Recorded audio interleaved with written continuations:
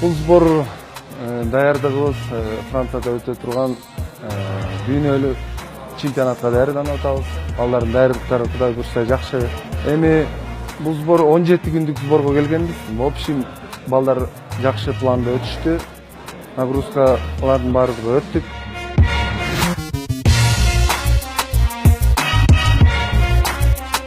Бул курама команда, взрослый команда.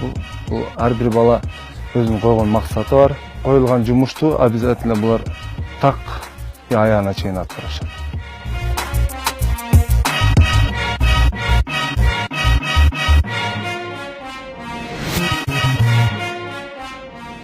Бүгүнкү күн жуманын аягы 6-күн. Бүгүн эртең менен туруп балдар 7:30-дан 8-ге чейин прогулка жасадык. Саат 10:30-да бүгүн кросс чукап келдик.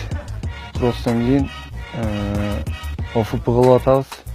Бүгүн кыска күн.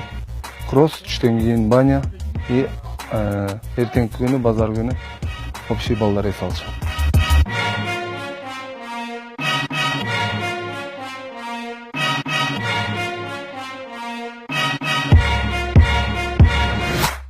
Сбордун максаты бул алдыда келе жаткан мелдештерге бул баягы даярдык. Сбор үзгүлтүксүз жыл сайын бир көлдө кеми бир 4-5 сбор болот да. Себеби баягы функционалка жана өзүбүздүн баягы чыдамкайлуулукту ушул көлдөн высокогорье дейт го, ошол үчүн ушу көлдө келип даярдайбыз да. Анан өзүңүздөр көргөндөй ушу тоого чуркайбыз.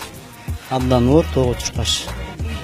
Ошол бул тоого чуркаганда бир 7-8 алдыга артка бир ошондо 12 километр болот да.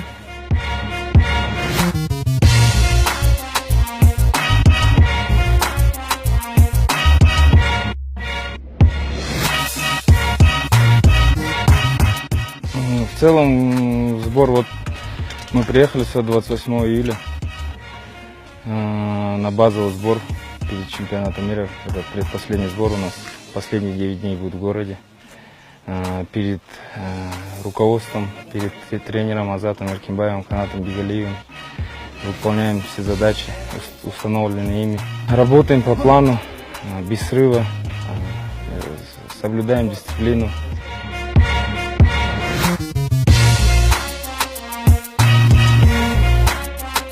Бул кросс деген балбандар үчүн аябай керектүү нерсе. Бул кроссу чуркаганда баягы өпкөлөр ачылат, функциональный даяр болушат балдар. Биз үчүн аябай керектүү нерсе да кросс.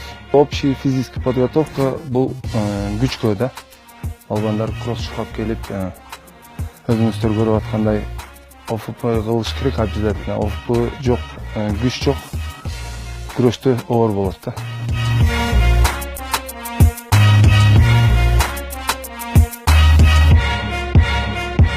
Получается, итоговый недельный план был. Недельно мы качались, тренировались, на ковре, ФП работали, общая физическая подготовка была. И, получается, неделя подошла к концу, и ударный день сегодня, завтрашний день отдых, восстановление.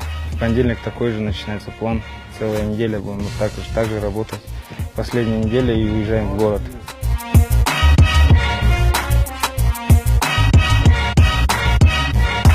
Бул жумадан баштап нагрузкалар чемпионат мирага барчу балдарга азая баштады. Тренировкалар кыскараак болду. Мелдешке жакындаган сайын ар бир баланын катачылыктары менен, кемчиликтери менен көбүрөөк иштеп баштайбыз азыр. Мындан сбордон тышкары дагы үйдө да азыр Бишкекке барып, Бишкекте да подводящий сбор болот. Анан Францияга чемпионат мирага барабыз.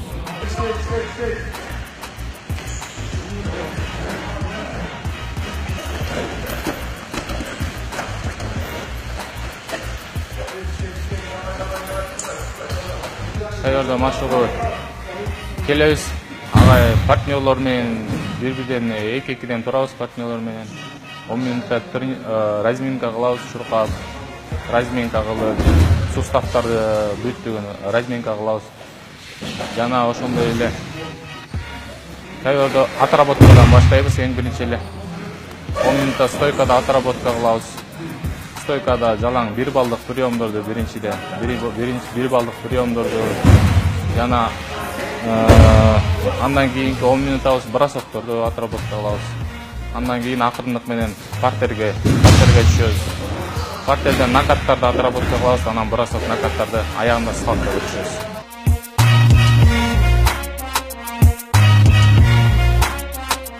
Тренировкада жеңил деле өтүп кетсе болот. Себеби тренировкада өзүңдү кыйнап тренировка кылбасаң, чоң кайордо күрөш кыйын болот да. Ошол себептен ар бир мисалы 40 мүнөт бериле, ошол 40 мүнөттө да өзүңдү кыйнашың керек да. Ошондо кандайдыр бир жетишкендиктерге жетсе болот да. Албетте жөн эле деле өтүп кетсе болот. Тренировканы баягы өзүм үчүн мындай эле десең, ал баягы чоң кайордо кыйын болот. Эң негизгиси тренировкада агайдын ролу көп ойнойт. Негизи чынын айтсам, тренер бүт заданияны берет.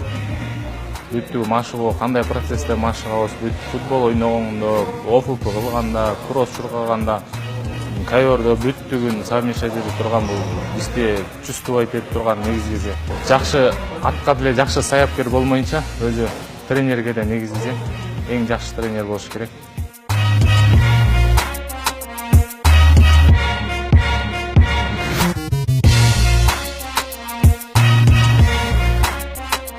Болочок өсүп келаткан жаштарга бир гана калыкпай эмгек кылуу керек. Себеби кыргызда макал бар го, эл эмгегин жер жебейт депчи. Ансыгандай ар бир адамдын эмгегин бул Кудай Таалам өзү берет да, ырыскысын берет.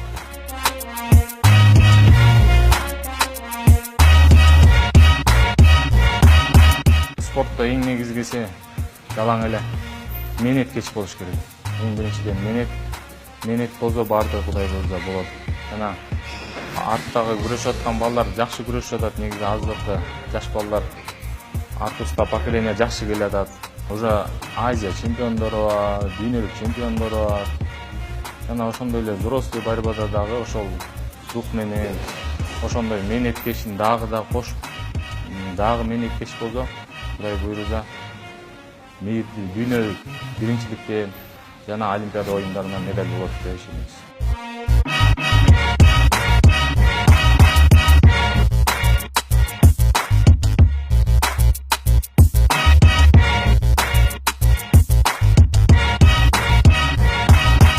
Хочу сказать от лица команды, что будем все силы отдавать за медали чемпионата мира.